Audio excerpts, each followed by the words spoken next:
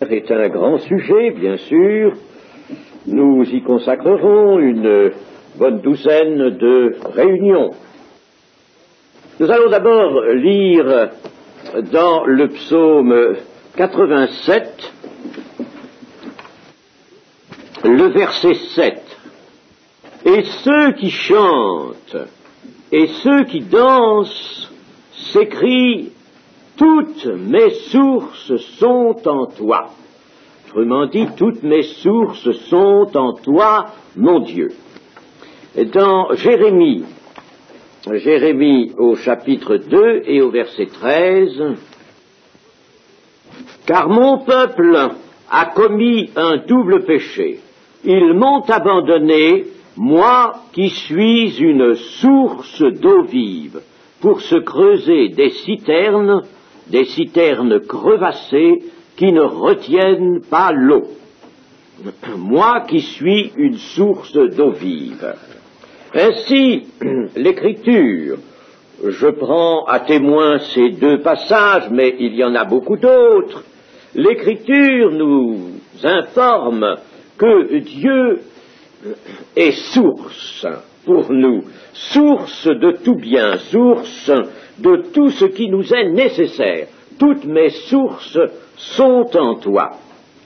Et quand on parle de sources, on pense tout de suite à des sources d'eau, bien sûr, et les sources d'eau forment dans l'ensemble de la révélation de Dieu un thème essentiel, et ce thème traduit ce que Dieu est pour l'homme.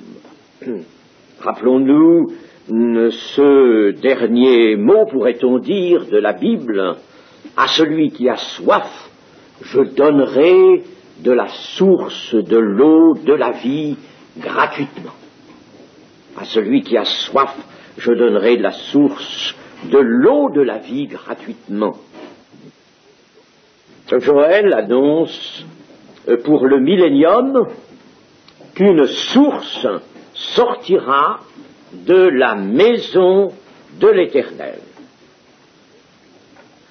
Ainsi, l'eau vive a une source. Cette source est la personne de Dieu. Et cette eau vive, qu'est-elle? Elle est l'Esprit de Dieu en tant qu'aliment et source de la vie. L'eau vive, Esprit de Dieu, source de la vie.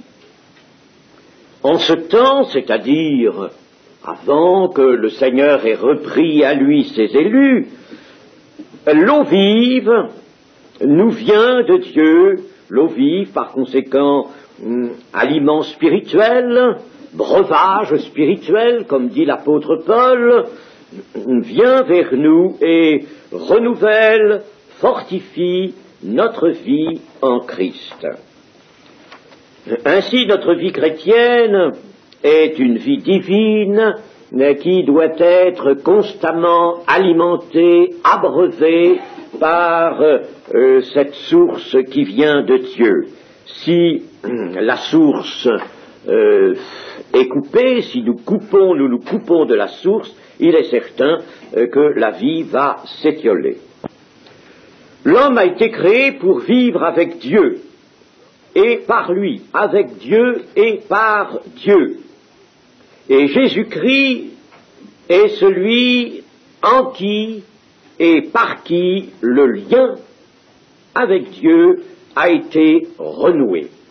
Nous étions séparés de Dieu, vous le savez, ce lien avec Dieu, lien vital, lien nécessaire, a été renoué par Jésus.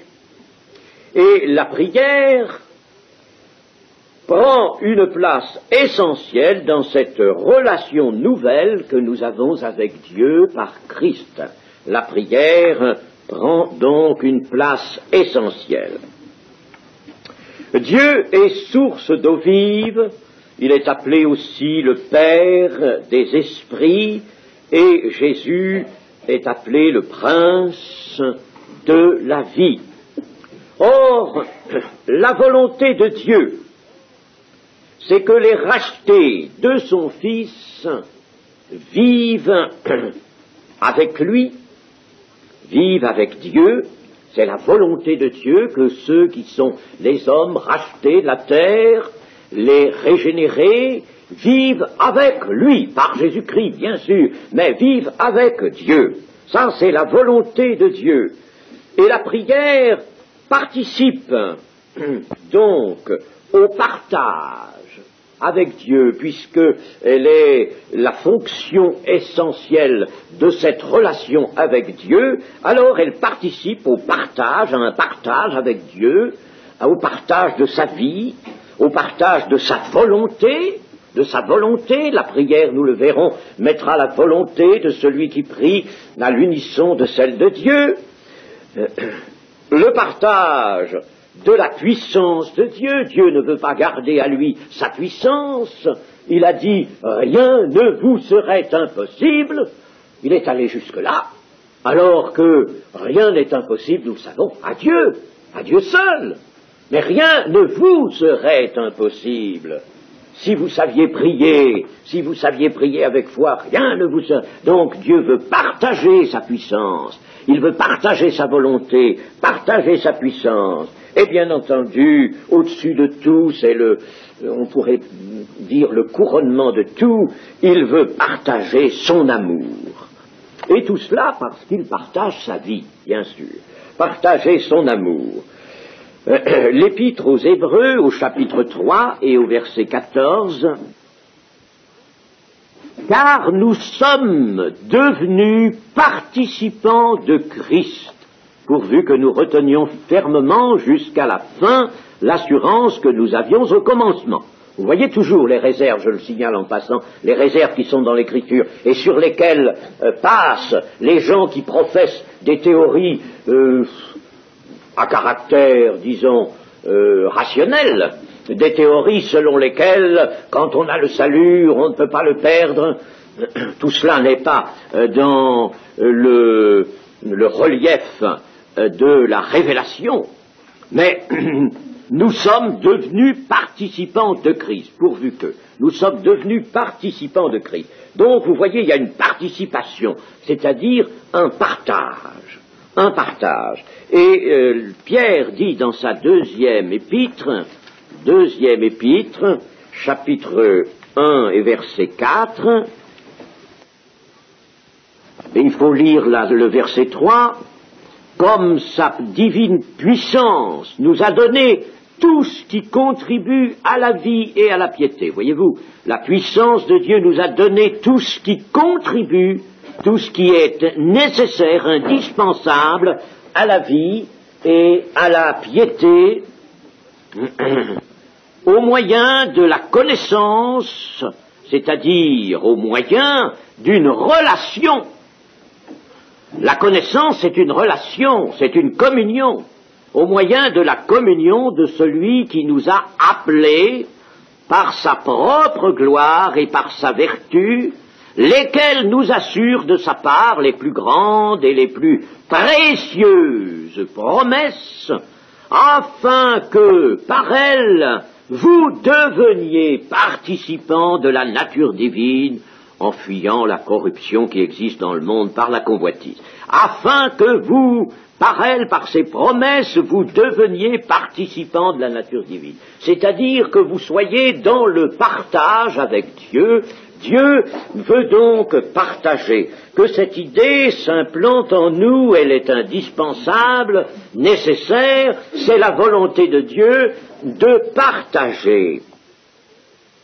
D'ailleurs, disons ceci, exprimons-le nettement, le propre de Dieu dans son action à notre égard, le propre de Dieu est de se donner lui-même.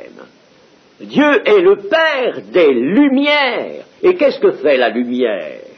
Elle rayonne, elle envoie ses rayons, et par ses rayons, elle envoie ses bienfaits, lumière, chaleur. Dieu se donne, Dieu est lumière. Ça ne veut pas dire, n'est-ce pas, qu'il est seulement chargé d'éclairer autour de lui. Dieu est lumière, le sens de cette belle et spirituelle affirmation de l'Écriture, c'est que Dieu donne. Dieu se donne lui-même. Il est lumière et il est le Père des lumières. Il est lumière et il envoie la lumière. Il se donne lui-même pour partager. Et puis, nous avons une autre pensée qui peut venir à notre secours et corroborer ce que nous venons d'affirmer là maintenant, c'est que les rachetés de Christ sont membres du corps de Christ. Ils sont membres. Nous le savons, ce n'est pas là, nous l'avons déjà dit, seulement une simple comparaison. Le corps, bien sûr, ça sert de comparaison quand on compare un corps humain avec des membres, différents membres, et tous les membres sont du corps, oui. Mais il y a dans la notion spirituelle de corps une réalité. C'est un corps spirituel. C'est une maison spirituelle dans un certain sens. C'est un corps spirituel. Eh bien, les rachetés de Christ sont donc membres du corps de Christ. Et Éphésiens nous dit que il a donné Christ pour chef suprême à l'Église, et le mot tête est même employé. Je crois d'ailleurs me souvenir que dans le grec c'est plutôt tête, n'est-ce pas? Il l'a donné comme la tête de l'Église, la tête du corps. Alors, dans le corps de Christ, il ne peut pas y avoir de cloison. Il faut qu'il y ait des relations, des communications, n'est-ce pas? Il faut qu'il y ait communication, que nous pensions à la comparaison elle-même d'un corps physique, n'est-ce pas? Bon, ou que nous pensions directement à la réalité spirituelle, le corps spirituel, nous comprenons bien qu'entre la tête et les membres, il ne peut qu'y y avoir des relations continuelles si notre sang n'allait pas partout, si le travail de notre cerveau n'intéressait pas tous les points de notre corps, il est évident qu'un grand mal s'ensuivrait, n'est-ce pas? Il y aurait des paralysies, des membres qui tomberaient, qui seraient atteints de gangrène, etc. Il faut donc des communications saines, constantes, entre les membres et la tête, si bien que la prière est ce mode, il n'est pas le seul. Attention, prière surtout pris dans un sens restrictif, c'est-à-dire parole adressée à Dieu, n'est-ce pas? Eh bien, la prière est essentiellement, disons, le mouvement des membres vers la tête. Elle est l'expression essentielle de la confiance des membres dans la tête, de l'amour des membres pour la tête, et quand je parle de la tête, alors je ne parle plus seulement de Christ, mais de celui que Christ révèle et de celui qu'il est, n'est-ce pas, le Dieu puissant. Voilà donc déjà un aperçu sur la prière. Elle est une relation vivante, nécessaire. Dieu est une source d'eau vive, source de toutes choses. Nous avons dans les Éphésiens ceci: il a tout mis sous ses pieds et il l'a donné pour chef suprême à l'Église, qui est son corps, la plénitude de celui qui remplit tout en tous. Il faut que Christ remplisse de sa plénitude son Église, son corps est rempli de sa plénitude. Donc il y a nécessairement des échanges, des mouvements, et la prière participe à une place privilégiée à ces mouvements. Une autre considération qu'il faut maintenant faire entrer pour comprendre au fond la prière, ce que je m'efforce de faire, c'est de vous faire comprendre la prière dans les raisons profondes qu'elle a. Une autre considération dans ce même but, c'est celle-ci: Dieu est une personne. Dieu est une personne. Vous le savez, je ne vous apprends rien, mais entre savoir une chose et en avoir tiré toute l'utilité, toute l'essence, il y a un pas. Alors, c'est pas tout de savoir, il y a des gens qui savent beaucoup de choses et qui ne font rien de ce qu'ils savent. Alors, il ne faut pas que nous soyons, nous chrétiens, comme ceux-là. Par conséquent, Dieu est une personne, c'est à considérer ça. Il faut y réfléchir. Et qu'est-ce qui nous dit qu'il est une personne? Oh, bien entendu, on peut faire une étude théologique là-dessus. Je l'ai faite devant mes élèves là de l'école biblique de Bièvre et ailleurs. Bon, ben ça, c'est une étude qu'on fait devant les élèves. Il faut leur donner tous les éléments théologiques qui concourent à établir que Dieu est une personne. Mais pour nous, nous allons voir seulement des points caractéristiques de cela. Eh bien, prenons Exode 3, 14. Dieu dit à Moïse, « Je suis celui qui suis. » Et il ajouta, « C'est ainsi que tu répondras aux enfants d'Israël, celui qui s'appelle « Je suis » m'a envoyé vers vous. » Je suis, celui qui suis. On pourrait dire en français celui qui est, bien sûr, mais on a préféré conserver cette forme, celui qui suis.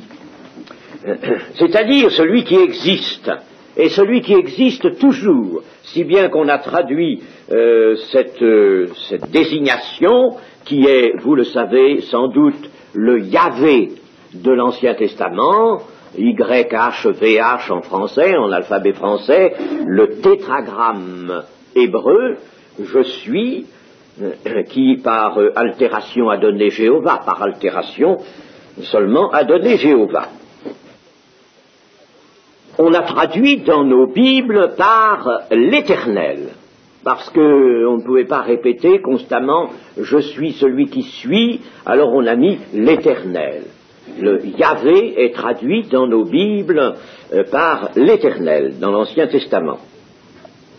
Je suis celui qui suis. Dans cette désignation, il y a d'abord le je. Je. Et le je, n'est-ce pas, quelqu'un qui peut parler d'abord et puis dire je, n'est-ce pas, celui qui parle, celui qui pense, celui qui s'affirme ainsi, est bien d'une personne. Je. C'est bien la personne qui parle, le sujet et qui désigne une personne. Et puis, alors, dans différentes déclarations, le Seigneur répète, se plaît à redire « Je suis Yahvé, je suis l'Éternel, je suis celui qui y suis, je suis l'Éternel ». Et puis aussi, vous saurez que je suis l'Éternel. Lorsque Dieu annonce quelque chose qu'il va faire, quelque chose de particulier, quelque chose de surnaturel, vous allez voir cela et vous saurez en voyant cela que je suis l'Éternel.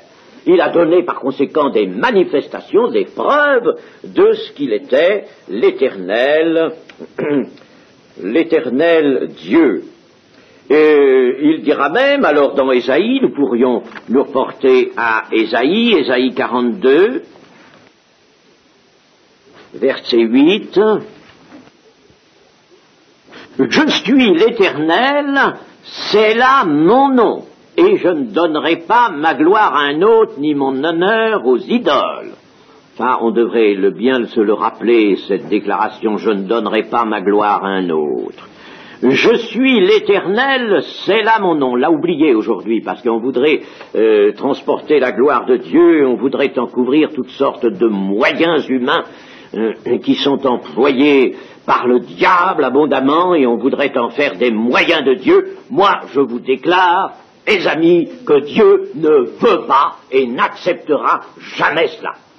Ce qu'il veut, c'est des hommes faibles, des hommes qui n'étaient rien, dont il a fait lui s'est racheté, qu'il choisit comme il a choisi les apôtres, de malheureux pécheurs, les pécheurs dans les deux sens. Pierre était un pécheur au lac, et il se reconnaît devant le Seigneur un grand pécheur aussi. Voilà, il a pris des pécheurs, il les a pardonnés, il leur donne des dons, des ministères, Voilà les instruments de Dieu. Voilà ses bouches, voilà ses pieds, voilà ses têtes, n'est-ce pas? C'est cela. Et Dieu ne veut pas autre chose. Il veut cela. Alors, cela est incident. Je suis l'Éternel, c'est là mon nom. Donc, le Seigneur a un nom. Puis, au chapitre 43, et au verset 12,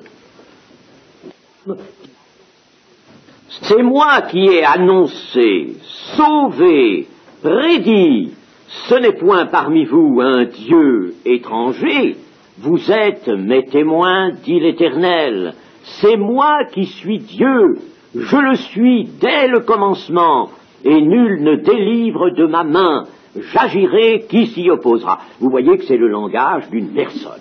Non seulement cette personne s'affirme comme le Dieu unique, mais elle parle d'elle-même en disant « c'est moi qui ai annoncé, sauvé, prédit, qui ai agi de ces différentes manières, et c'est moi qui saisis, et personne ne délivre de ma main, j'agirai, qui s'y opposera. » Et puis le Seigneur Jésus lui-même a repris dans ses déclarations, et ce n'est pas parce que cette forme pouvait s'imposer dans le langage concis qui était le sien, mais cela n'est pas par conséquent simplement quelque chose d'incident, pourrait-on dire. Non, c'est quelque chose qui est en relation avec Yahvé lorsqu'il dit « Je suis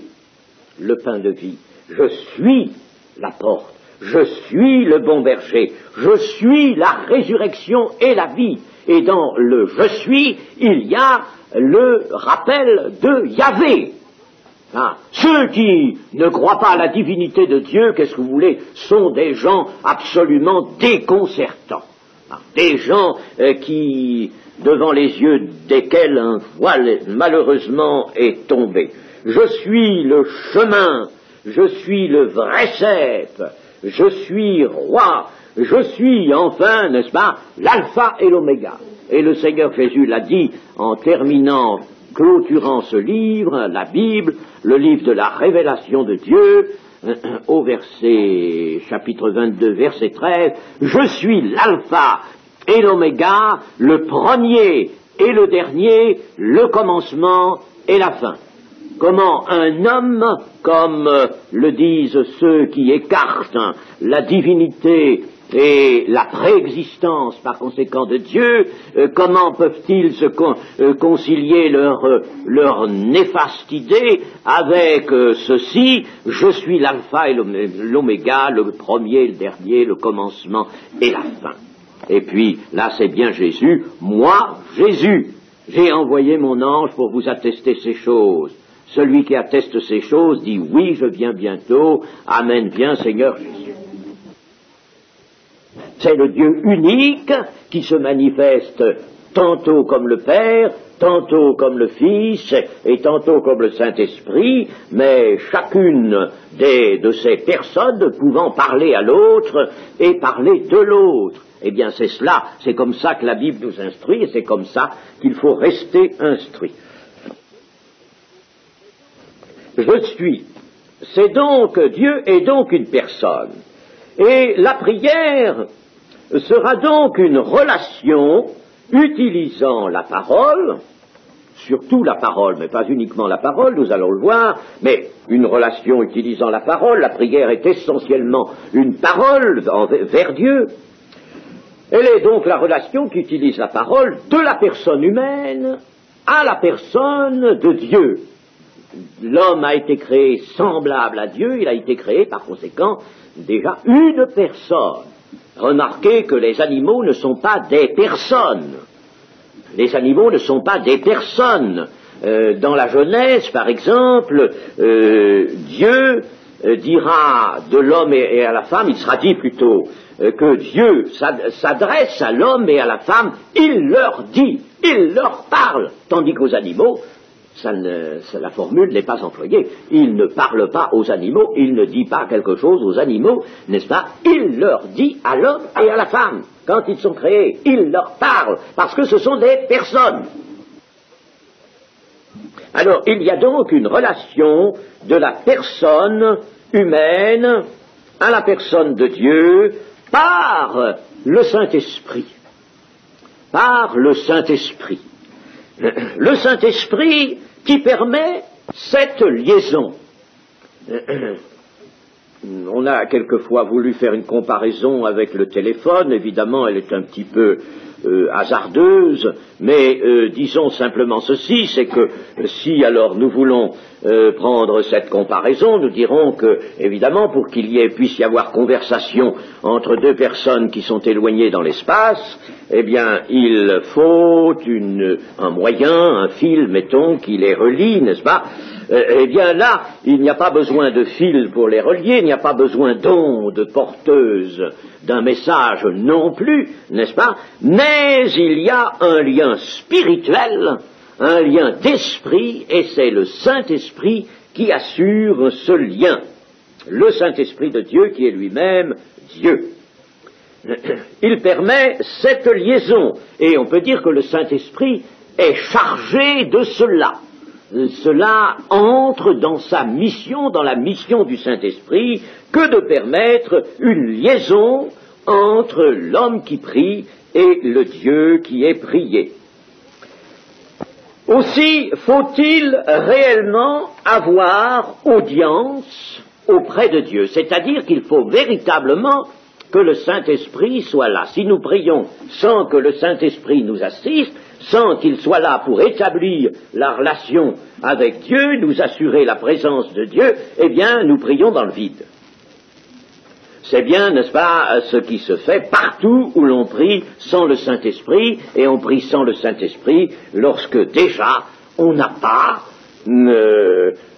adopté la position qui est indiquée dans l'Écriture, la position qui est celle de l'homme devant Dieu, n'est-ce pas, celle de l'homme repenti, celle de l'homme pardonné, celle de l'homme régénéré. Si l'on n'a pas pris cette position, si l'on n'a pas pris, nous le verrons aussi, la position de l'obéissance, eh bien le Saint-Esprit ne peut pas établir la communication.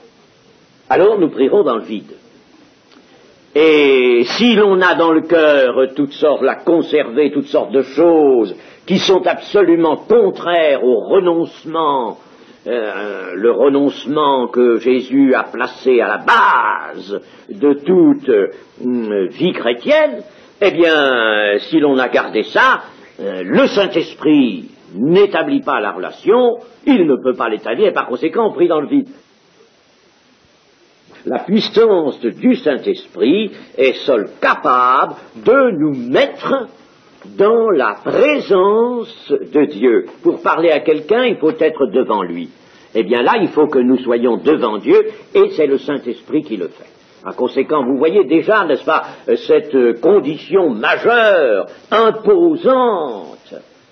Le Saint-Esprit, si nous n'avons pas le Saint-Esprit, eh bien, et si le Saint-Esprit, lui, qui, vous savez, ne fera rien, bien entendu, en dehors, je dirais, des grandes consignes spirituelles, eh bien, par conséquent, si, n'est-ce pas, le Saint-Esprit n'agit pas, n'établit pas la liaison, notre prière est vaine, absolument vaine. Hébreux 11, 6, il y a là un verset que nous connaissons bien, Hébreux 11, 6. Or, sans la foi, il est impossible de lui être agréable, d'être agréable à Dieu, n'est-ce pas, de lui être agréable. Car il faut que celui qui s'approche de Dieu croit que Dieu existe et qu'il est le rémunérateur de ceux qui le cherchent. Il faut qu'il croie que Dieu existe. Ce n'est pas là, ici, un rappel d'une sorte de croyance, c'est-à-dire de position, en quelque sorte philosophique, n'est-ce pas? Non, il s'agit de la foi, de la vraie foi, cette foi dont parle tout le chapitre. Or, il ne s'agit pas ici, n'est-ce pas, de désigner particulièrement les incrédules, ceux qui sont loin, ou les athées, n'est-ce pas, ou les agnostiques, non. Or, sans la foi dont il est parlé dans le chapitre, avec laquelle tant d'hommes ont fait des choses extraordinaires, eh bien, sans la foi, il est impossible de lui être agréable. Car il faut que celui qui s'approche de Dieu croit que Dieu existe, c'est-à-dire qu'il est une foi telle, n'est-ce pas, que pour lui, Dieu est une personne ici présente devant lui, il s'adresse à ce Dieu qui est présent. Voilà la portée de ce verset, et qu'il est le rémunérateur de ceux qui le cherchent, c'est-à-dire que Dieu va entendre sa prière et donner suite à cette prière. Rémunérateur, il va donner suite, il va donner les exaucements qui seront selon sa volonté. Mais alors nous sommes obligés maintenant de dire, n'est-ce pas, l'homme est une personne en relation avec la personne de Dieu, deux personnes sont en présence dans une prière individuelle, c'est très bien, mais il faut savoir tout de suite et se rappeler aussi que l'homme est infiniment petit devant Dieu, qu'il est faible et qu'il est pauvre. Aucune prière n'a de sens, n'a de valeur de la part d'un cœur qui se croit quelque chose. Ça, c'est radical. La prière est le livre des Proverbes dit même que la prière de celui qui n'obéit pas, n'est-ce pas, est une insulte à Dieu. Eh bien, là, n'est-ce pas, un cœur qui conserve en lui une forme ou l'autre de l'orgueil, n'est-ce pas, peu importe cette forme, mais qui conserve de l'orgueil et qui croit être quelque chose, qui croit avoir sa valeur, qui parle comme le pharisien, vous savez, de la parabole du Seigneur Jésus, « Je te loue, Père, de ce que je ne suis pas comme les autres hommes, comme ce publicain qui est là dans le temple avec moi, comme ce publicain, je te loue. » Alors là, n'est-ce pas, vous voyez, la prière n'a eu aucun effet. Il faut savoir que l'homme, et que soi-même, bien entendu, ne pas le savoir pour la généralité des hommes, mais pas se l'appliquer. Il faut à soi, n'est-ce pas, s'appliquer cette connaissance que l'homme est faible, qu'il est pauvre en esprit. Heureux les pauvres en esprit, car le royaume des cieux est à eux, ce qui veut dire à peu près ceci, heureux les pauvres en esprit, car le royaume de l'esprit, le règne de l'esprit, ils y sont. Ils y sont dans le règne de l'esprit, il est à eux, c'est un présent, il est à eux, le règne de l'esprit, ils y sont. Ceux qui sont les pauvres en esprit, les humbles en esprit, dira le livre des Proverbes, humbles en esprit, les pauvres en esprit. Cet homme qui se sait faible, qui se sait pauvre, a grand besoin de Dieu. Et il ne peut vivre que dans la dépendance de Dieu. Et il faut bien que cette dépendance s'exprime pour que l'homme soit vrai, n'est-ce pas? L'homme sera vrai s'il est véritablement dans la relation avec Dieu, relation qui a notamment et surtout la prière pour expression, alors l'homme sera vrai. C'est là qu'il est vrai. L'homme n'est pas vrai dans une relation distendue avec Dieu. Enfin, être vrai, ça ne veut pas dire simplement avoir reçu et gardé une doctrine aussi juste que possible. C'est pas ça. Être vrai, c'est être vrai dans sa personne spirituelle, en tant qu'homme spirituel, être vraiment dans la lumière de Dieu. C'est ça qui s'appelle être vrai. L'homme sera vrai s'il sait qu'il est dans cette dépendance de Dieu et s'il peut, dans cette dépendance, s'exprimer à la satisfaction de Dieu. L'homme régénéré a besoin de cette plénitude de Dieu qu'ils trouvent en Christ. Nous aurons l'occasion de revenir sur la plénitude de Dieu, qui n'est pas à confondre, je vous le dis tout de suite, avec la plénitude du Saint-Esprit. Mes amis, cette confusion-là est une confusion presque tragique. La plénitude du Saint-Esprit et la plénitude de Dieu sont des choses différentes. L'une est au commencement, en principe au commencement de la vie chrétienne, la plénitude de l'Esprit. La plénitude de Dieu, on y arrive à la fin. N'est-ce pas? Si vous l'aviez au commencement, la plénitude de Dieu, alors vous ne commettriez aucun écart, vous seriez déjà des saints tout confectionnés. Vous savez, n'est-ce pas? Et c'est pas ce que Dieu fait, la plénitude du Saint-Esprit, ça ne fait pas, n'est-ce pas, des saints tout confectionnés. Ça donne la puissance, la sagesse, n'est-ce pas, l'intelligence, puissance, sagesse, intelligence et amour de l'esprit pour plaire à Dieu, selon la foi, et la foi utilisant cela, n'est-ce pas? Voilà ce que ça donne la plénitude du Saint-Esprit. Et puis alors, en Christ, il faut puiser la plénitude, toutes les perfections de Christ, allez les puiser en lui, vous avez tout pleinement en Christ. Alors il faut aller prendre par la foi. Mais cela demande des combats, ça nécessite des combats, cela nécessite le temps de notre séjour que le Seigneur nous accorde sur la terre, n'est-ce pas? Voilà ce qu'est la plénitude de Dieu.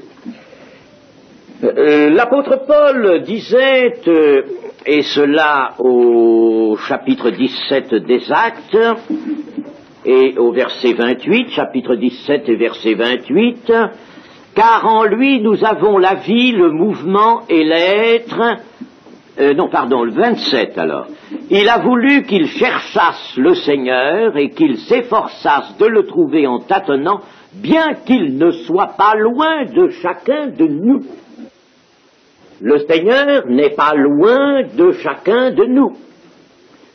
Donc, il est prêt. Alors, il faut que chaque fois que nous prions, quand nous nous mettons en prière, il faut que nous sachions que Dieu est prêt. Il ne s'agit pas de le dire simplement et puis de sanctionner ça par un Alléluia collectif, n'est-ce pas? Dieu, le Seigneur, est au milieu de nous. Alléluia. Hein? Il ne s'agit pas de cela, mais il s'agit d'en avoir une pensée ferme. Il s'agit d'en avoir une pensée ferme. Dieu est le véritable. Il n'est donc pas un Dieu irréel. Il est le véritable. Il n'est pas non plus étranger à nos besoins. Et la prière est alors une relation qui s'exprime entre la personne humaine et la personne divine qui sont vraiment là confrontées. Il y a une confrontation spirituelle dans le domaine spirituel, une véritable confrontation. Et c'est ce qui fait, chers amis, que ça c'est un chapitre peut-être un peu particulier, ce qui fait que les hommes qui sont allés loin dans la pratique de la prière sont allés loin non seulement parce qu'ils ont prié longtemps, beaucoup, et tous les jours, des heures entières. Non, ce n'est pas tellement ça, c'est qu'ils ont su pratiquer vraiment la prière, et tout en étant des hommes marchant d'une manière digne du Seigneur.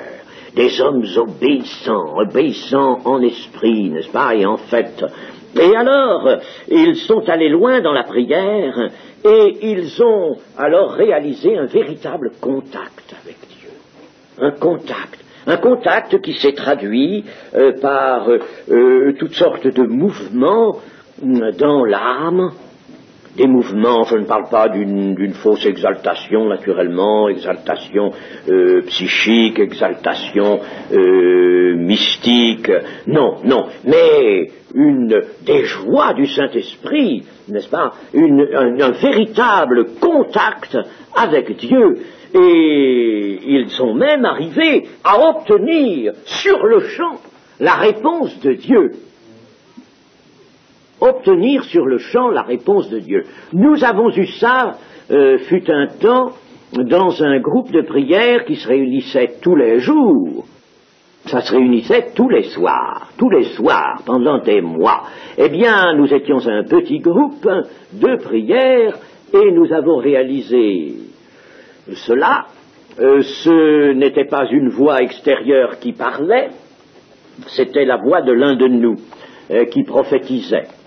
Il y avait, n'est-ce pas, une grande ouverture à la prophétie qui était véritablement, alors là, la parole de Dieu. Et je me souviens de ceci, de cette impression magnifique, c'est que quand j'entendais cette voix, une voix quelconque de l'un de nous, nous étions peut-être une douzaine, qui répondait, n'est-ce pas, qui répondait à la prière, eh bien, je n'avais pas l'impression d'entendre un frère ou une sœur, mais j'entendais Dieu.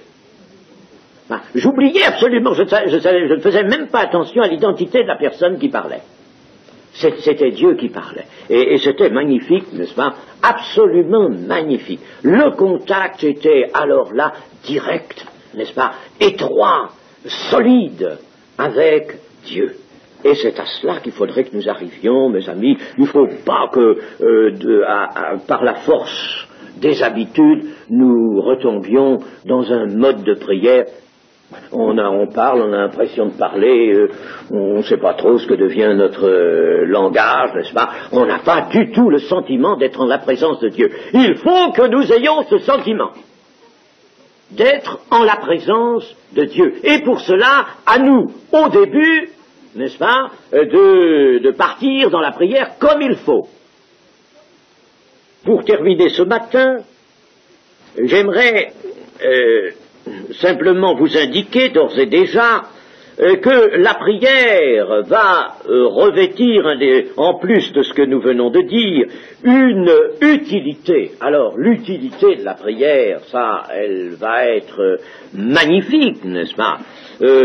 Pour aller très vite, je vous dirais que la prière nous permettra d'abord de travailler avec Dieu. On ne peut pas travailler avec Dieu, n'est-ce pas, sans la prière, de travailler avec Dieu au salut des hommes. L'intercession, vous le savez, sera le principal moyen, la principale voie de cette prière. Mais il faudra, n'est-ce pas, que la prière soit très active si nous voulons travailler avec Dieu. Et nous ne pourrons pas entreprendre de travail qui serait un véritable travail avec Dieu sans cette prière. Puis, par la prière, nous aurons aussi à évincer les soucis, les angoisses, les inquiétudes, n'est-ce pas, et tout ça. Malheureusement, il y en a trop encore parmi nous qui vivent dans des combats non victorieux, alors ils sont toujours dans les soucis, dans les difficultés, ils butent constamment.